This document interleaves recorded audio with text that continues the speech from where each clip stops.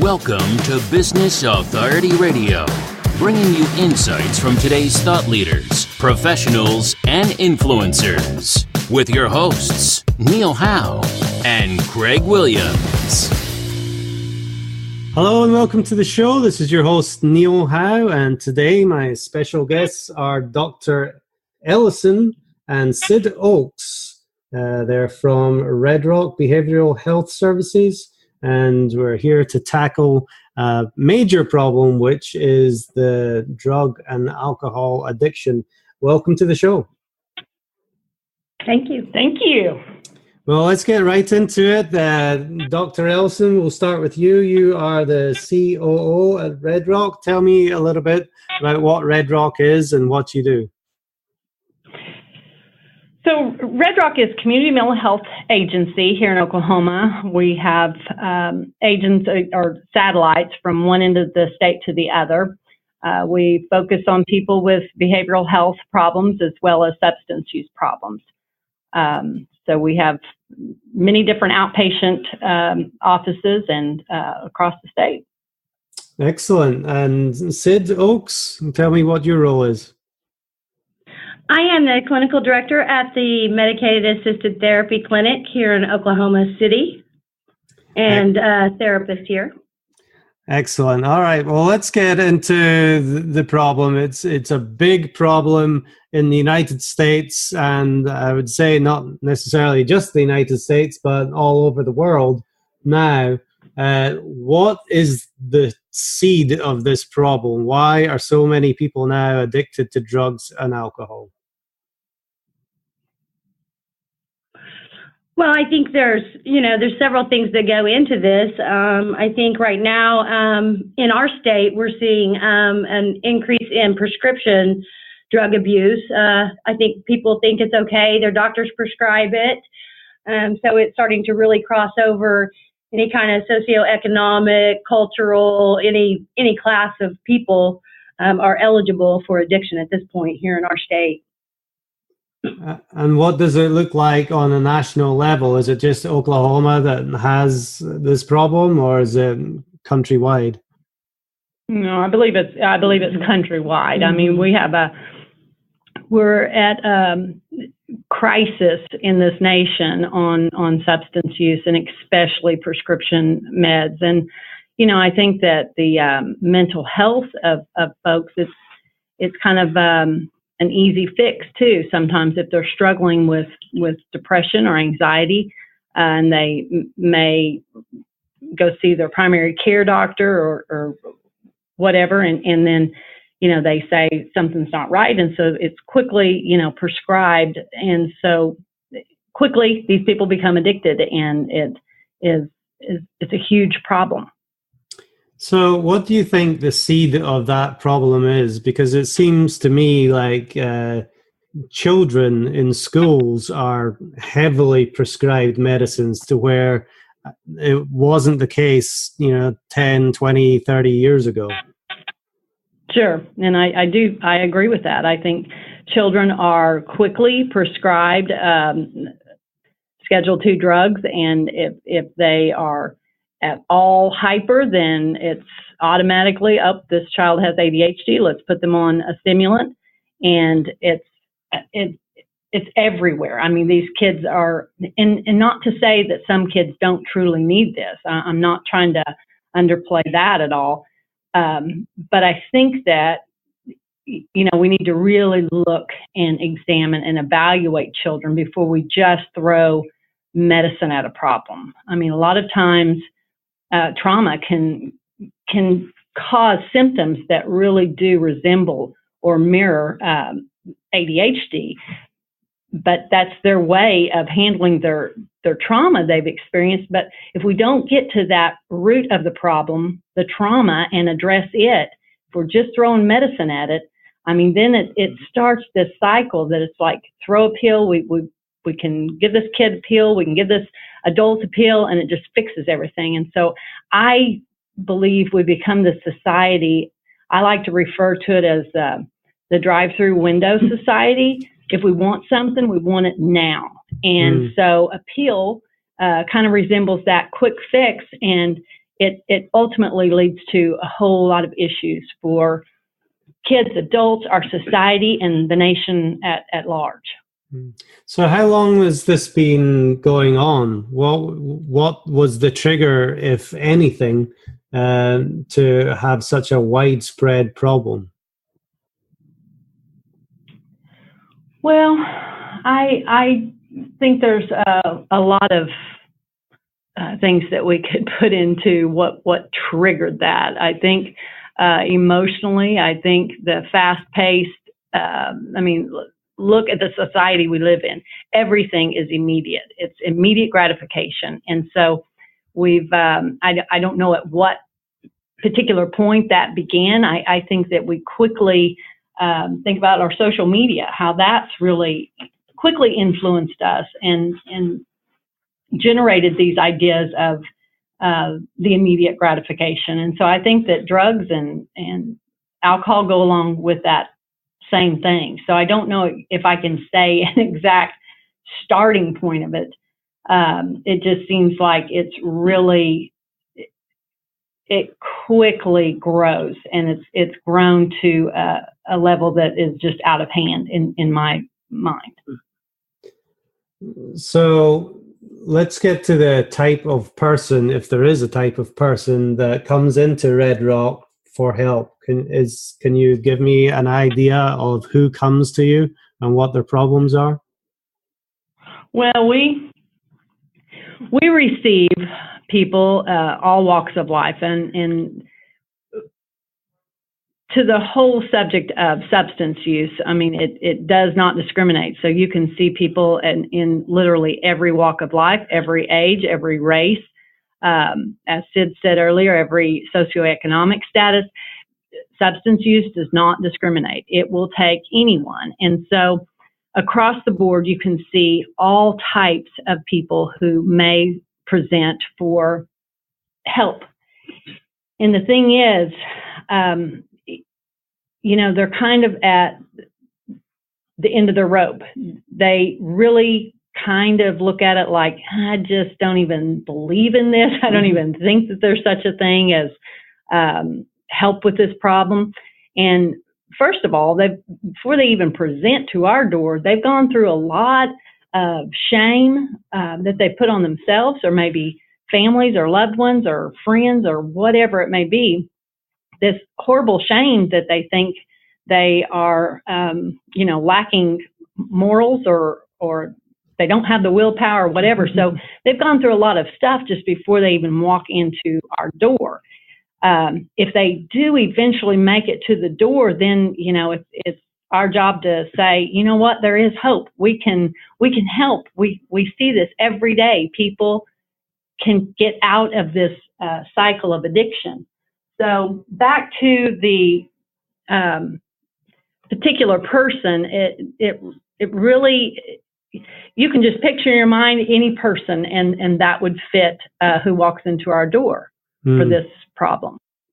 Now, it could be your next door neighbor. It could be your grandmother who's on medication for arthritis.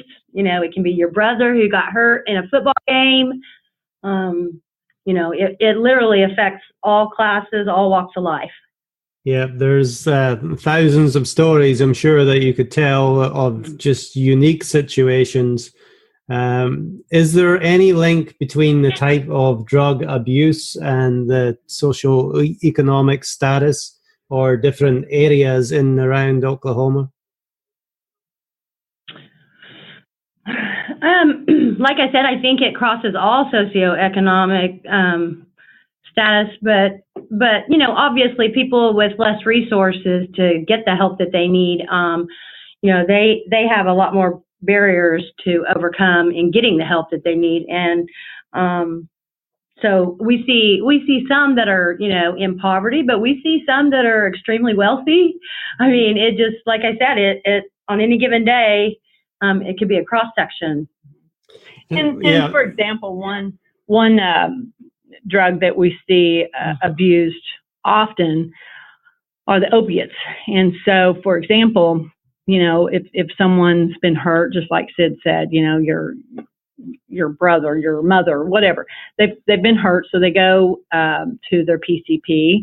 They're given a prescription of opiates, and then then they go back for more, and quickly this becomes an addiction.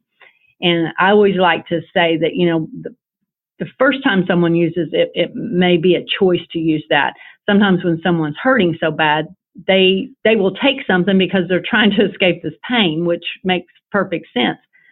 But then once the addiction takes over, it's no longer a choice. It's truly a disease in that brain. And so what we have experienced here in Oklahoma is after the opiates run out, and if then at that point they go and try to get a prescription, and the doctor says, I see that you're doctor shopping and you've had other opiates prescribed here lately, then eventually that person may just kind of transition over to heroin. I mean, it's available. And so that's the really sad thing that we see, because once the addiction takes place, then it's kind of that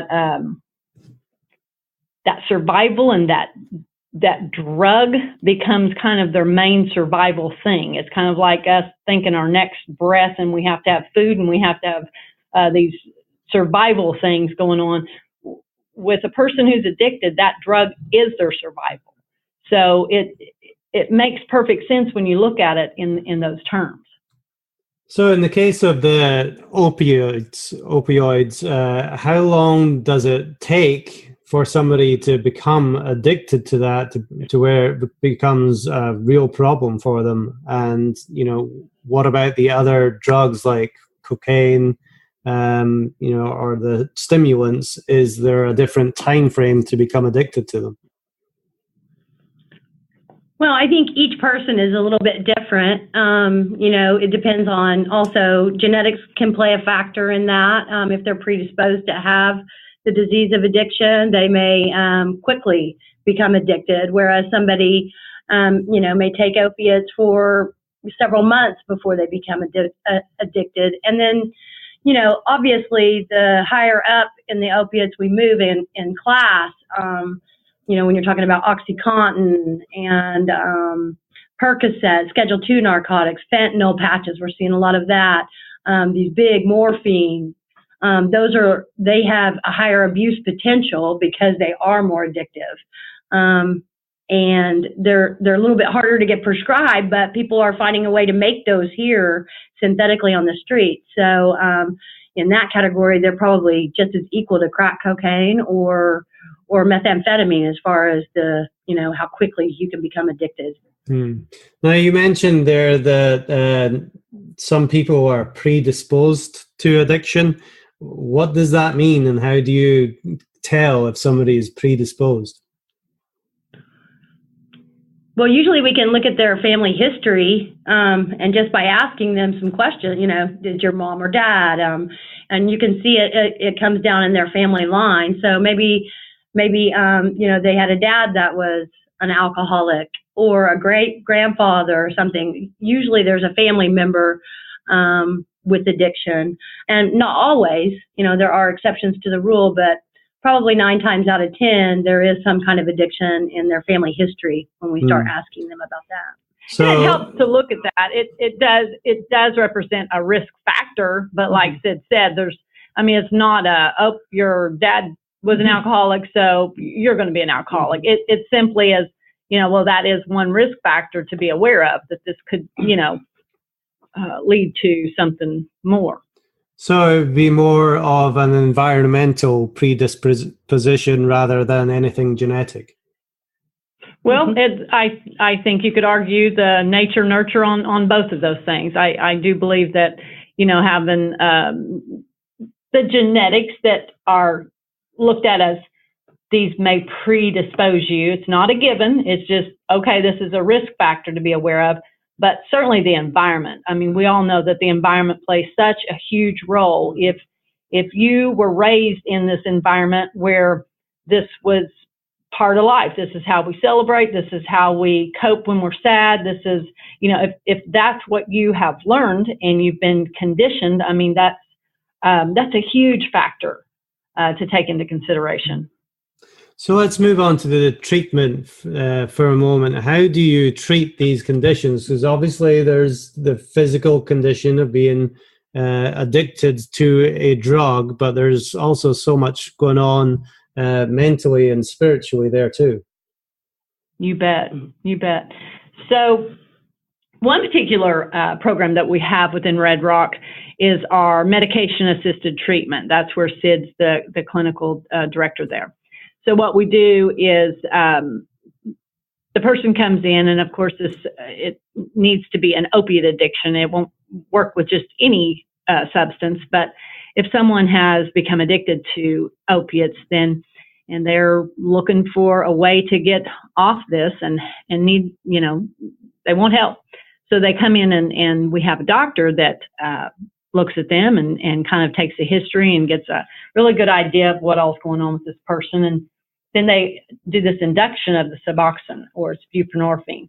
And so the great thing about this medication is it takes care of the physical side, so the physical cravings and the withdrawal that typically comes with opiates. The Suboxone, it's part agonist and then part opiate, so it kind of fills the opiate receptor and then it blocks from any other opiate doing its thing. So that helps the person physically with their withdrawals and their cravings and all that.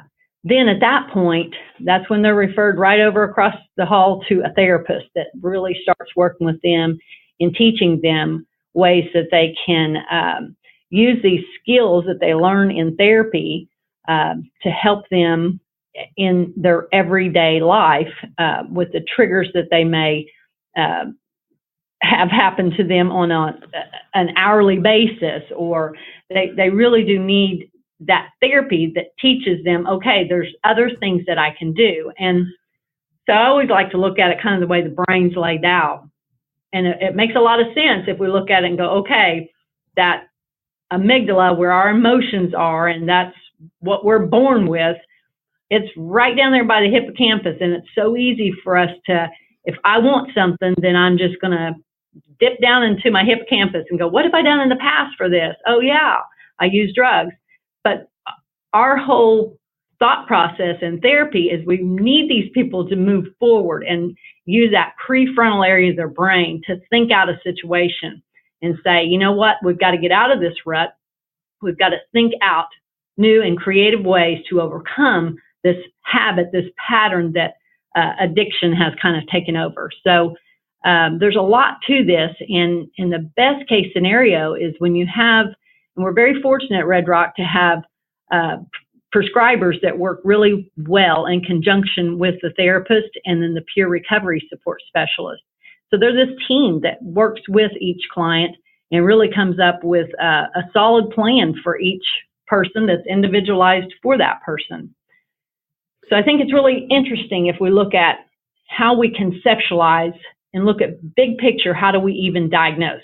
Whether it's substance use or mental health, we look at these criteria and we conceptualize the big picture and we label it with a diagnosis. Now, but I would argue, you said one of the first steps was, to come in and to sit down and to get some information from the patient. Is there a qualifying process? Is there a certain kind of people that you will accept, or maybe somebody that you won't accept? Yes, we treat 18 and older, and they have to have opiate addiction specifically to receive the medication. Now, we do treat other substance use disorders. We can do any of the stimulants or any of that, but we really heavily screen them and take a history of what they've been using, how long they've been using it, when the last time they used, and before they even walk in the door. We usually do that over the phone. We screen them pretty heavily. And then our doctor does a physical with them, and then we take a whole nother history at the intake right whenever they get there, before we even induce them with any kind of medication or anything. Mm-hmm. So they need to also want to be there. Do you get the cases as well where it's either court ordered or they're being forced to go by their family? Is there any qualifying thing that goes on there? And what kind of success rate if you do take those kinds of people? Well, I think that's real hard to say too, because just because they're court ordered or their family brings them there doesn't mean that they won't get the help in spite of themselves, kind of thing. So, we would still encourage anyone to come no matter what their reasoning is for coming. Obviously, somebody who's ready and willing and wants to change their life, they're going to do a little bit better probably than somebody that's been coerced by the law. But that's not always the case. So sometimes you have someone where, they're facing a prison sentence or something, and they come there and they get sober. And, through this process, they realize, hey, I really did need the help. And they grab onto the therapy that we offer at that point, and they do change their lives.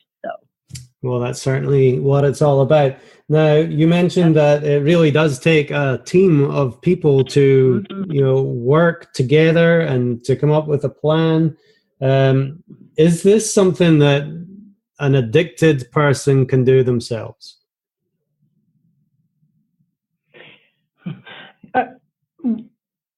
Is it something an addicted person can do without the help? Can they get off their addiction and live, a life where they don't take any more drugs or alcohol? Is it something that they can really do themselves, or do they really need that team and the support and the education and everything else behind them to have success? Right. Well, I would say I certainly think it's possible for somebody to do that. I mean, is it harder for them? I would guess that it would be much harder to just go it alone, and some of the things that they experience and some of the struggles they go through, just doing that by themselves, I think would be pretty hard. I think the whole team concept and educating people along the way, and even educating the loved ones of this person. I mean, then it's developing this support, and I think that it's really eliminating a lot of the shame that's associated with it. So can this person without treatment overcome addiction? Yes, I think that they can, but will they still have the shame that's associated with it? I mean, I think that might be one of those lingering problems that they may have, and not really know what to do with it. So I would say treatment is the most effective, and in the long term and in the long run, I think it helps the best. So education. But I'm probably biased. Yeah. Pardon? So education is definitely one of the main pillars for the cure and not going into remission. Tell me, what other misconceptions are there about the drug rehab that might prevent somebody from making the call to get help? So I'll go first and give you one myth that it really it bothers me when I even hear people kind of thinking in these terms, and that is the fact that they clump people in this little box and say people who are addicted, really do lack morals.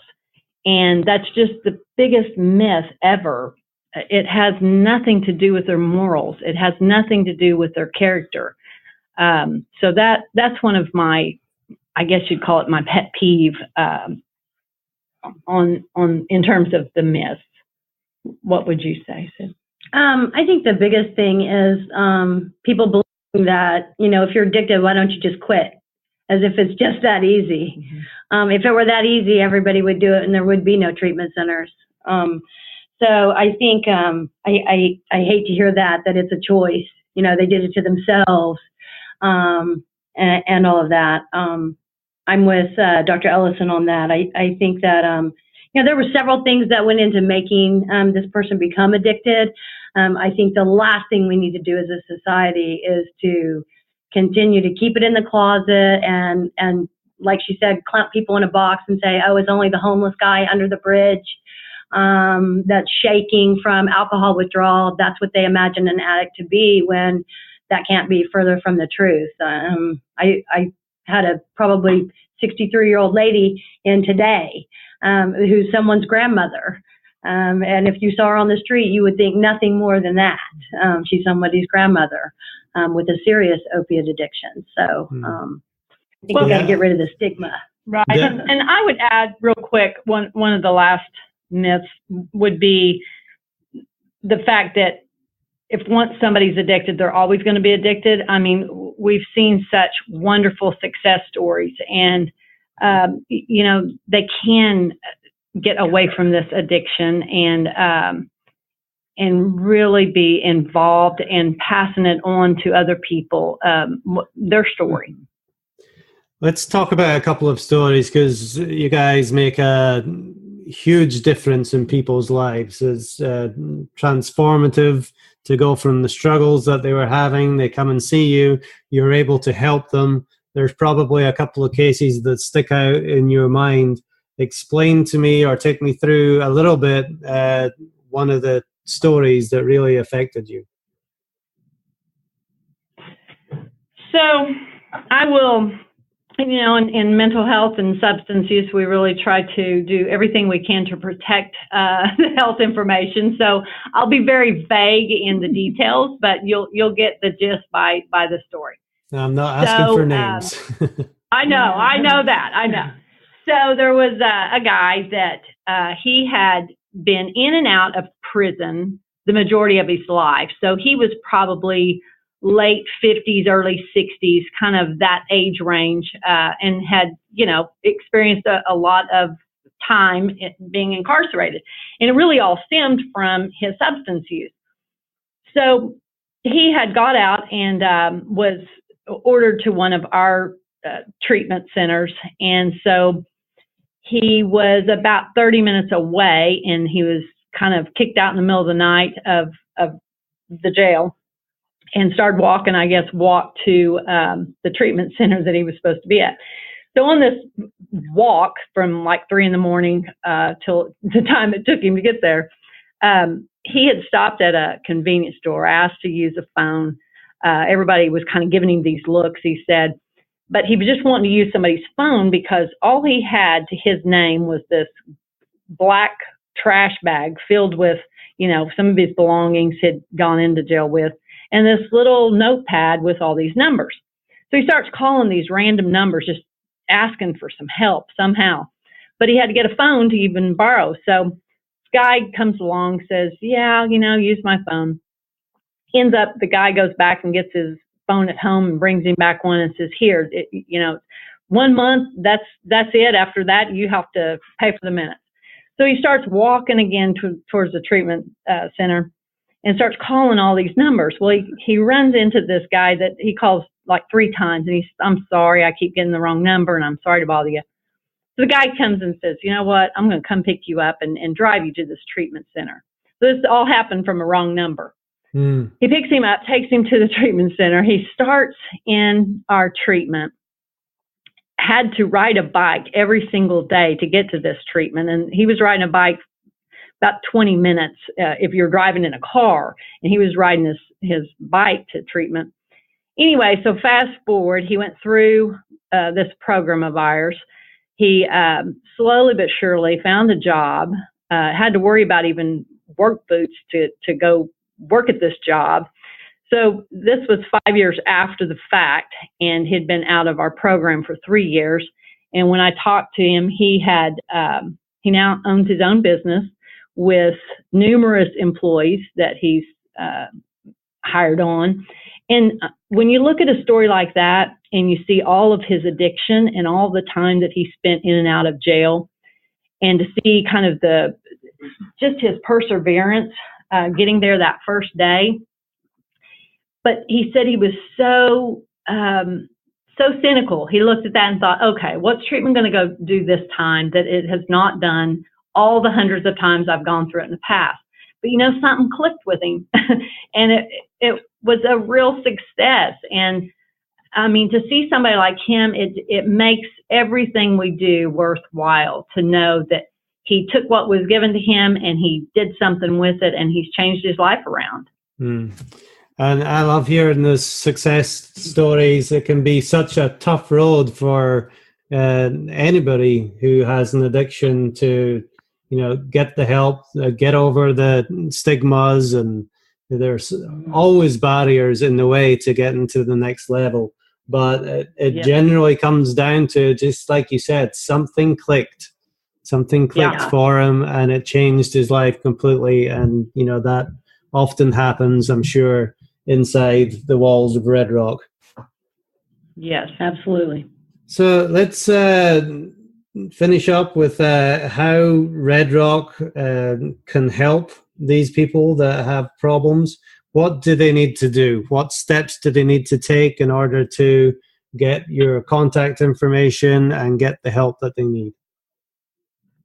Well, we have an access center that receives all calls that are coming into any of our Red Rock locations. And so people can call that number, and they are asked a few questions just to kind of initiate that gathering the data and so forth, and to understand, what location this person would needs to go to, because we're so widespread across the state.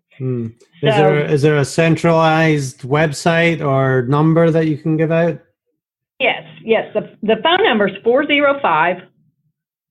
405-424-7711. And they can also go on our website. It's www.red-rock.com. Excellent. And walk me through, if somebody gives a call right now, what happens on the call and what information do they need? So they would call in. They would kind of give a little bit of information. The person on the other line would say, you live near the Canadian County office, and so you need to show up in the morning, and they will ask you some questions. You'll fill out some paperwork, and you will see a clinician who will get you to the right therapist, possibly in with a provider, whatever that person may need. And at that point, they would eventually just go on to the therapist and have an intake, and then go on to the doctor and so forth. And that's kind of the way it goes. And at the point that they come in and see the therapist and do a treatment plan, then of course that's, you want input from the person. This is a kind of a team thing to build a treatment plan, because we want to know, what is it that they're searching for? What is it that we can help them with? So it's very collaborative in, establishing that treatment plan. Great. Well, Dr. Ellison and Sid Oakes from Red Rock Behavioral Health Services, thank you very much for sharing your time with me and giving us all this information. If there's one parting word that you'd like to include before we go, what would that be? Probably to kind of knock down the barrier of the shame and reach out and understand that there's hundreds and thousands of people that, the toughest step is to pick up the phone and call. And after that, I think people turn around and think to themselves, why didn't I do this sooner? Definitely. It's all about taking that first step. And you can reach Red Rock. You can reach the help at red-rock.com or call 404-424-7711. Well, thank you again, Dr. Ellison and Sid Oakes, for being my guests on Business Authority Radio. To our listening audience, if you like what you hear, hit that like button and share, and we'll see you next time on the show. You've been listening to Business Authority Radio with Neil Howe and Greg Williams. To learn more about the resources mentioned in today's show, or to listen to past episodes, visit businessauthorityradio.com.